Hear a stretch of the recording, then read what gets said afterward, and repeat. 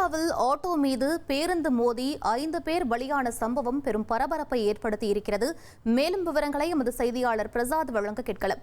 வணக்கம் பிரசாத், இந்த விபத்திற்கான காரணம் என்ன? முதற்கட்ட தகவலை பதிவு பண்ணுங்க. வணக்கம். கேரள மாநிலம் காசர்கோட்டிலிருந்து கர்நாடக மாநிலத்தினுடைய மங்களூரு பகுதி நோக்கி கர்நாடக அரசு பேருந்து சென்று கொண்டிருந்தது. பயணிகளோடு சென்று கொண்டிருந்த அந்த பேருந்து அதிவேகமாக சென்று கொண்டிருந்த நிலையில் கேரள கர்நாடக எல்லை பகுதியான தலப்பாடி பகுதியில் வேகமாக செல்லும் போது ஓட்டுநர் திடீரென பிரேக் அடித்துள்ளார். ஆனால் அது பேருந்து பிரேக் நிற்காமல் அவரது கட்டுப்பாட்டை இழந்து வேகமாக சென்று அப்பகுதியில் காணப்பட்ட பேருந்து நிறுத்தத்தில் மோதியுள்ளது. பிறகு அப்பேருந்து பின்னோக்கி நகர்ந்து சென்று பின்பகுதியில் நின்று கொண்டிருந்த ஆட்டோ மீது மோதி கவிழ்ந்துள்ளது. இந்த விபத்தில் மொத்தம் 5 பேர் பலியாகி இருக்கின்றார்கள்.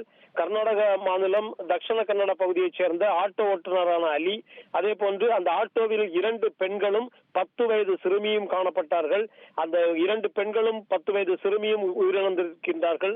மேலும் பேருந்து நிறுத்தத்தில் மங்களூரு செல்வதற்காக காத்திருந்த ஒரு ஆண் ஒரு பெண் ஆகிய 2 பேரில் ஒரு பெண் உயிரிழந்திருக்கின்றார். அந்த ஆண் படுகாயமடைந்த நிலையில் மங்களூரு அரசு மருத்துவக் கல்லூரி மருத்துவமனையில் அனுமதிக்கப்பட்டிருக்கின்றார். தொடர்ந்து இந்த பேருந்தில் காணப்பட்ட பயணிகளும் படுகாயமடைந்த நிலையில் அந்த காசர்கோடு மாவட்டத்தினுடைய மஞ்சேஸ்வரம் பகுதியில் இருக்கின்ற தாலுகா அரசு மருத்துவமனையில் அனுமதிக்கப்பட்டிருக்கின்றார்கள். இந்த சம்பவம் தொடர்பான சிசிடிவி காட்சியும் வெளியாகி இருக்கின்றது. பிரேக் கோளாறு ஏற்பட்டதால் தான் ஓட்டுநர் வேகமாக சென்ற பேருந்தை பிரேக் அடித்த போது அது நிற்காமல் சென்று மோதியதாக கூறப்படுகிறது.